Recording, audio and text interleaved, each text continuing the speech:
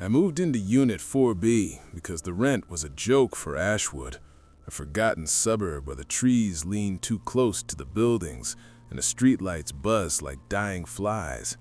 19, fresh out of my parents' house, I told myself the quiet was freedom.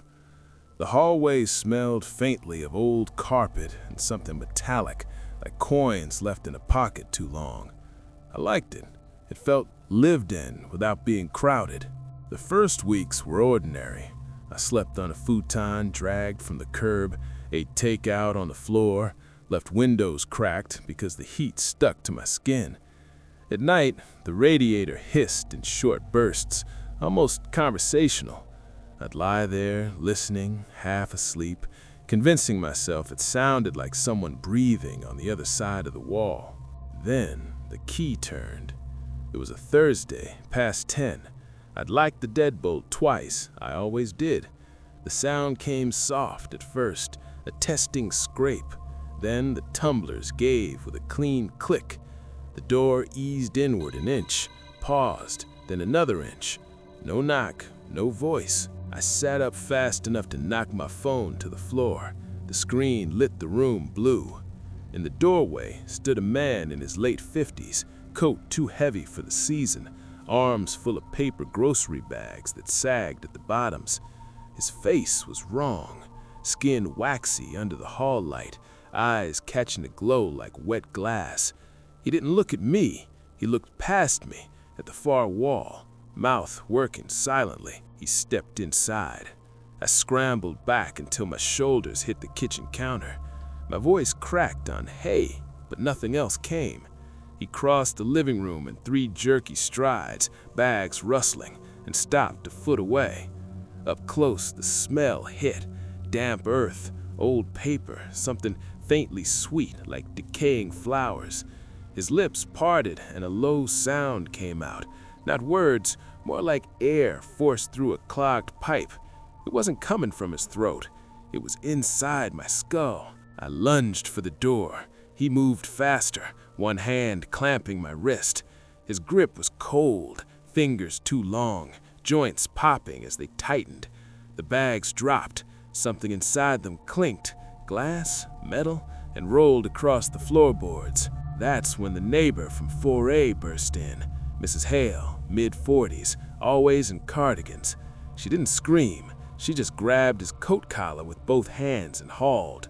He released me like I'd burned him, staggered, then fled down the hall, footsteps uneven, fading too quickly. Mrs. Hale locked the door behind him. Her hands shook. "You okay?" she asked, but her eyes were on the bags. Inside, a cracked porcelain teacup, mine, the one I'd bought at a flea market last month. A brass keychain shaped like a tiny house, also mine, lost weeks ago. A pair of earrings I'd worn once and never found again. Things I hadn't noticed missing until they were there, arranged like offerings. Police came, said it was probably the wrong key, an old tenant confused. They took the bags as evidence. I never saw them again. After that, the apartment changed.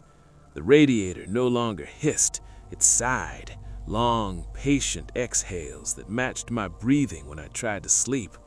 Lights dimmed when I entered rooms, as if conserving energy for something else. Shadows in the corners thickened, less like absence of light and more like ink settling.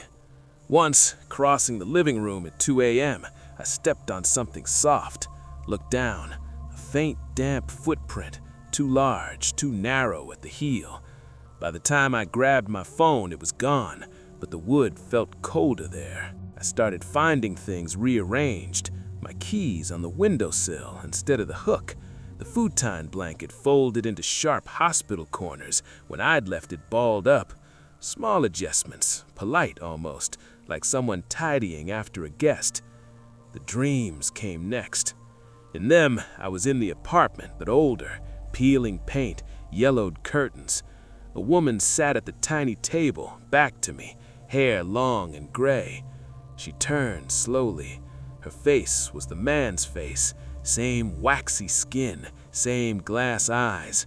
She smiled with too many teeth and said, in perfect English this time, He's only trying to help. I woke, tasting copper. I went to the leasing office pretending to ask about the heat. The manager, a thin woman with pinned back hair, froze when I described him. She said no one like that lives here, but her fingers drummed the ledger like she was counting heartbeats. That night I picked the lock on her office door. Desperation makes you good at stupid things. In a drawer labeled Archived pre-2010, I found a thin file on Unit 4B. Polaroids, the same man, younger, standing beside a woman in a housecoat. She looked tired. In one photo, he held a teacup exactly like the one from the bags. In another, he was smiling at the camera, but his eyes were on her, watchful. A typed note clipped to the back. Caretaker retained for continuity. Previous occupant deceased 2008. Natural causes. Underlined twice.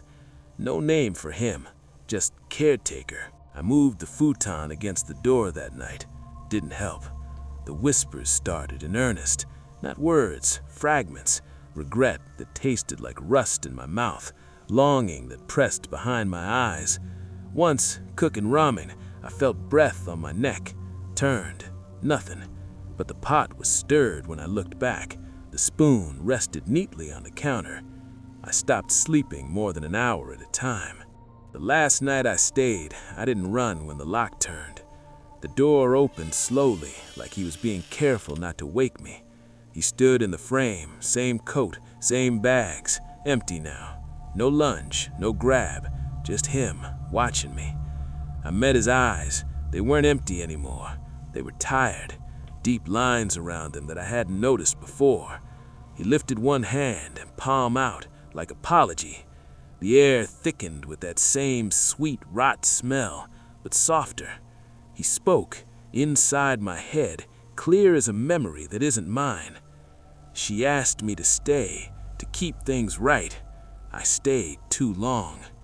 He stepped back. The door had drifted shut on its own. The lock clicked once, gently. Silence after that, real silence. The radiator didn't sigh. Shadows stayed in their corners. I left the next morning, packed in 30 minutes, didn't look back.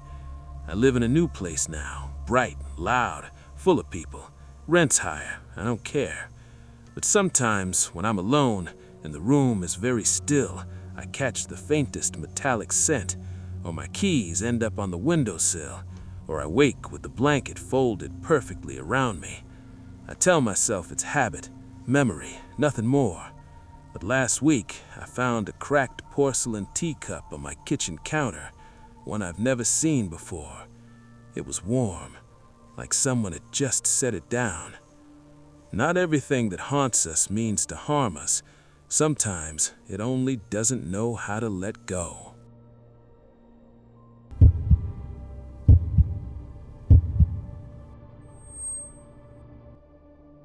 I never thought the second key would matter. My building on Ventegatan in Uppsala is one of those pre-war blocks. Thick walls, high ceilings, parquet floors that creak like old bones in winter.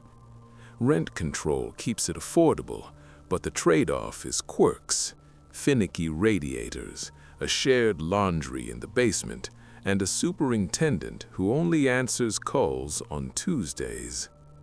When the previous tenant moved out last October, she left behind a spare key. Not unusual. People forget. The landlord told me to keep it in the kitchen drawer, just in case. I did. It sat there, untouched, beside the takeout menus and dead batteries. Until February. I came home from the office one evening, dark by 4:30 this time of year, and noticed the hallway radiator was warmer than usual. Not hot, just on. I always turn it down before leaving. The knob clicks to the same notch every morning. That day, it was 2 clicks higher. I stared at it for a full minute, rationalizing. Maybe the cleaning lady from next door had a key for emergencies and adjusted it while airing out. Possible. Unlikely. I turned it back down and tried to forget it. A few days later, the coffee grounds. 2 scoops every morning. Habit. That Thursday, the canister was half full, stirred. A small mound in the center, like someone had scooped and patted it flat. I replayed the previous day in my head. Brewed coffee anyway. Bitter. Wrong. The coat hook next. My wool coat hangs on the 3rd hook from the left, always. Friday morning, 4th hook. Faint cigarette smoke. Not mine. Not anyone I know. I hung it back, told myself it was a mix-up, dry cleaner, mistaken delivery, but I hadn't sent it out. Water bill higher than usual. Weekday afternoon spikes. No leaks. Spikes aligned perfectly with the radiator, coffee, coat anomalies.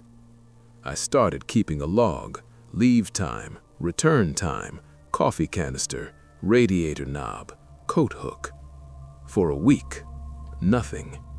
Then my own handwriting appeared in the log. Returned 1815. Coat smelled fine. I hadn't written it. Sleep disappeared. Floorboard creaks at 3 a.m. Door wedge I bought moved across the floor overnight. Changed locks. 3 new keys. Tested them. Relief lasted 36 hours. Saturday night, key in hand, I arrived late. Turned the lock. Resistance. Wrong key.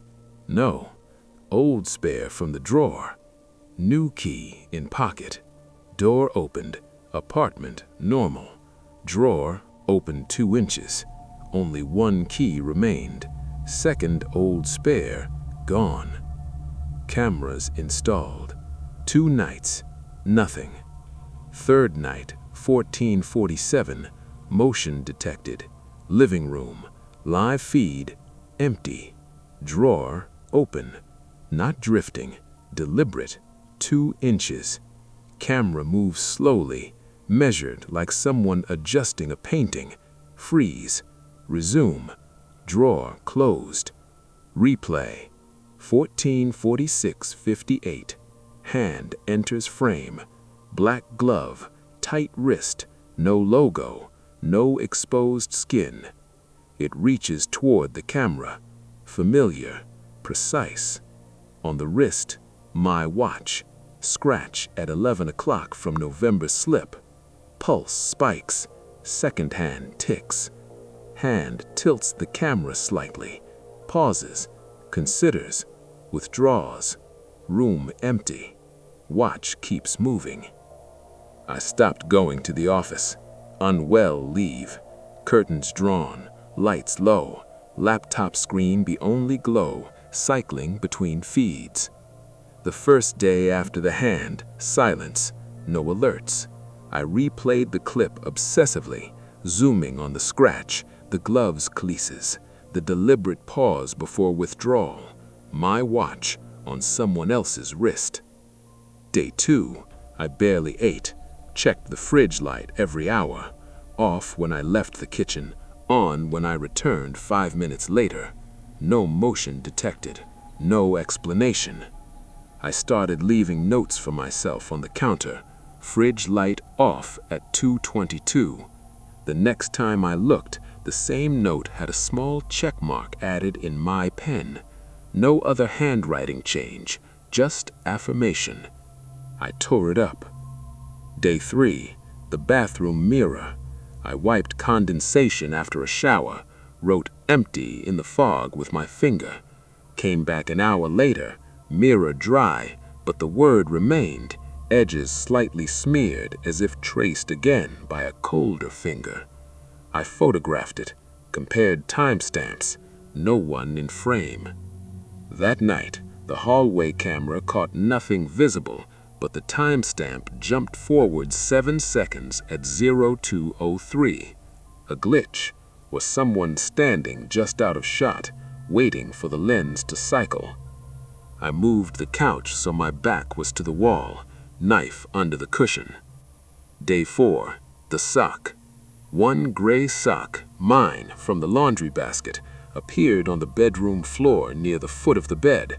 I hadn't worn socks indoors for days. I'd been barefoot, too paranoid to make noise.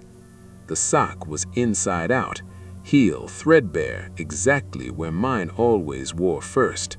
I picked it up with tongs, smelled faintly of cigarette smoke again. I didn't sleep, sat upright watching the feeds in split screen. Every creak of the building settling felt personal. On the morning of day 5, I almost convinced myself it was over. No new alerts, no moved objects. I showered, a long, hot shower, trying to wash the dread away. When I stepped out, the towel I'd hung on the rack was gone. Not on the floor, not in the hamper. It was folded neatly on the closed toilet lid. The way I fold towels, corners aligned, then halved once. My hands shook so badly I dropped my phone. The screen cracked in one corner. That was when I knew waiting wasn't protection, it was invitation.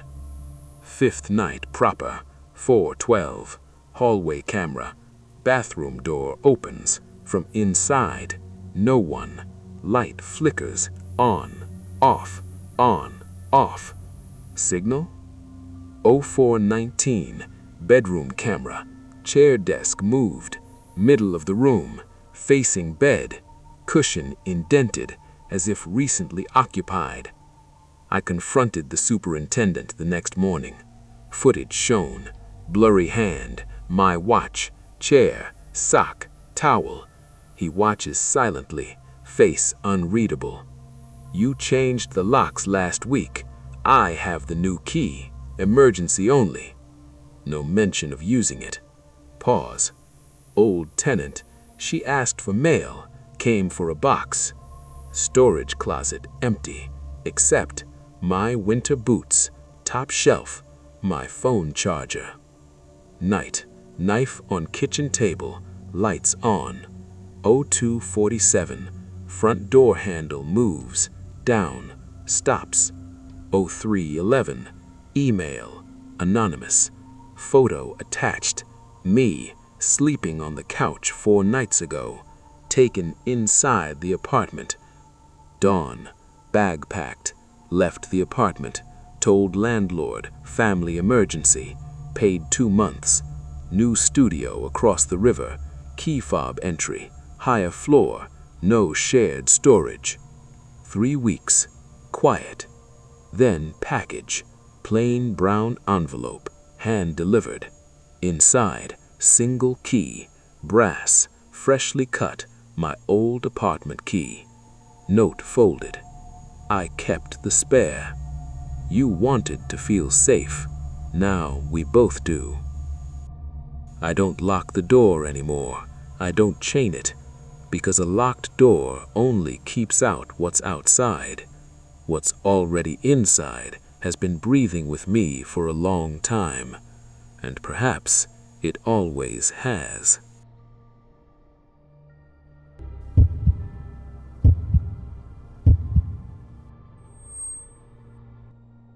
When I posted the ad for the spare room, I wasn't seeking companionship.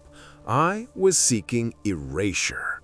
After 6 months with Ravi, the self-proclaimed night owl producer whose bass drops rattled the walls until 4 a.m. and whose creative energy left cigarette burns on my coffee table, I craved silence so profound it bordered on absence. Someone who paid rent punctually, used the space sparingly, and left no trace, a ghost on paper. Daniel's message arrived at 2:14 a.m., the timestamp glowing on my phone like an accusation. Interested in the room? Infrastructure consultant, long-term field assignments, need mailing address and occasional crash pad, 6 months upfront, available to view tomorrow? I replied yes before my better judgment could catch up. We met at a small bakery on Mall Road, the kind with sticky tables and coffee that tasted faintly of yesterday. He was 32, maybe 33, pressed shirt, soft gray eyes, handshake firm but measured. His voice carried the calm of someone accustomed to being alone in dangerous places. "Solo occupant?" he asked, stirring his black coffee without looking up. "Yes." "No one drops by unannounced? Family, partner?" "No." He nodded once, as if filing the information away. "Good." The transfer hit my account while we were still sitting there. Deposit plus 6 months. The notification vibrated against my thigh like a secret. "I'll move a few things in tonight, leaving for a site survey at dawn. Won't be back for weeks, maybe months." I should have asked more questions. I didn't. He was gone before I returned from work. The spare room held only one medium suitcase, black, placed precisely in the center of the floor. No clothes rack, no lamp, no personal items visible. The air inside carried a faint metallic tang, like coins left in rain. For 7 weeks, perfection. The apartment felt larger, quieter. I read entire novels without interruption. I left dishes in the sink overnight without guilt. The fridge hummed its usual lullaby. The pipes clicked like distant Morse code. I slept deeply, dreamlessly. Then memory began to slip. One Tuesday, my keys were not in the brass dish by the door. They rested on the kitchen island instead, arranged in a neat line. I stood staring, retracing my steps in my mind. Had I carried them there? Had fatigue blurred the sequence? I returned them to the dish and dismissed it. 4 days later, my toothbrush was wet at 10:47 p.m., bristles glistening as though used minutes earlier. I live alone. I brush morning and night, no exceptions. I touched the handle, still cool from disuse. Condensation, I told myself. Lahore's humidity plays tricks. But the bathroom mirror felt fogged in a way it shouldn't, the steam pattern uneven, as if someone had exhaled close to the glass and then wiped it hastily. Small disturbances accumulated like dust. The refrigerator door ajar by a centimeter when I returned from the market, a yogurt pot lighter by 2 spoonfuls, lid resealed imperfectly. Orange juice cap loose, though I twist it until it clicks twice. I began counting. 11 eggs in the carton Sunday night, 10 Monday morning. No shell fragments in the bin, no pan on the stove, no crumbs. I bought the camera on impulse from an Anarkali electronics shop, a cheap indoor model with motion detection and cloud backup. I mounted it on the bookshelf, angled toward the kitchen and living area. The hallway and bedrooms stayed out of frame, a compromise. First 2 nights, nothing. Third night, 3:12 a.m. The footage showed 11 seconds of clean jump cut. 3:11:58, kitchen empty, fridge closed. 3:12:09, fridge door open 3 inches, pale light spilling across tiles. No figure, no shadow, no motion blur, just time excised. The log reported no disconnection, no failed ping, motion detection silent during the gap. Next morning, 9 eggs. I stopped sleeping through the night. Every floorboard creak became deliberate. The wind against the window sounded like fingertips testing glass. At 2:03 a.m. one Thursday, I woke to the unmistakable rasp of fabric sliding along the hallway, slow, patient, like someone dragging a coat behind them. I lay rigid, pulse loud in my ears. It ceased the instant I sat up. I opened the bedroom door, hallway empty, Daniel's door shut as always. I laughed aloud the next day, harsh, brittle. Loneliness invents company. The mind fills voids with phantoms. But I was not alone. The realization settled like damp in the lungs. I emailed him. "Everything all right? Haven't heard from you." Reply arrived at 4:55 p.m. Project extended, remote site, no cell service, appreciate discretion, no signature, no pleasantries.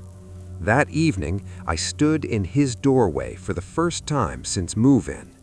Suitcase gone. No scuff on carpet, no dust shadow on floorboards. The room smelled faintly of wet soil after rain, impossible in February. I forwarded the bank transfer screenshot to my landlord. He called within the hour. No co-tenant registered, your sole occupant. But the payment? Accounts a burner wallet, closed 2 weeks ago. Funds are clean but untraceable. My knees buckled against the couch. The money was real. The emails existed in my sent folder. The handshake in the bakery cafe had left a memory imprint, his fingers slightly colder than expected. Yet no paper trail. That night, I booked a room at a budget motel near Dasa Darbar. Single bed, chain lock, fluorescent buzz. At 2:47 a.m., I woke not to sound, but to wait. The mattress dipped at the edge, subtle, as though someone sat carefully, distributing pressure. I opened my eyes. Room empty. Lamp on. Nothing. But the chain on the door bore fresh scratches, parallel lines, shallow, repeated, like fingernails probing for weakness. Morning found me back at the apartment with 2 officers. They swept every corner. No forced entry, no crawl spaces, no false walls. The camera footage played on my laptop. The officer paused at 3:12. No glitch, he said gently. Continuous timestamp. Fridge never opens. I stared. I saw it. 11 seconds missing. He replayed. Smooth. No jump.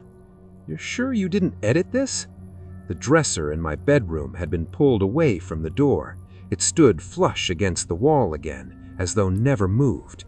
I barricaded it. He raised an eyebrow, but said nothing. They left. I stayed. Evening descended. Phone buzzed. Unknown number. Photo. Me on the couch, exactly now. Back view. Head bowed over screen. Shot from the hallway. I spun. Empty. Second photo. Same angle. Closer. Timestamp live. 2 minutes later. Third, from my bedroom doorway. Me frozen, phone raised. Text overlay. You looked. I don't remember packing. I remember only fragments, shoving clothes into a duffel, leaving lights on and bolting the door behind me. I surrendered the lease, transferred to a high-rise in Gulberg, 15th floor, 24/7 guard, biometric entry. New cameras in every room, cloud synced, motion alerts to phone.